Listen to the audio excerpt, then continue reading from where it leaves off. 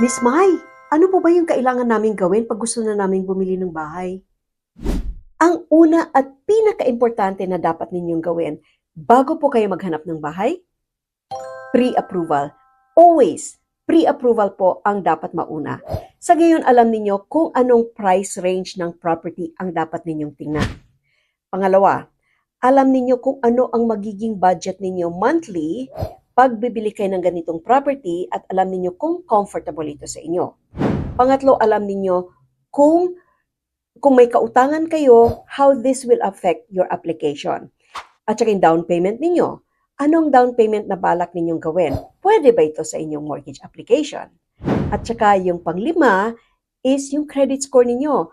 How is your credit score right now? Kailangan pa bang i-improve or okay na lahat? Now, if you want me to help you with the pre-approval, please feel free to reach out to me. Ito po si Mylene Lim, ang inyong Pinay Mortgage Broker.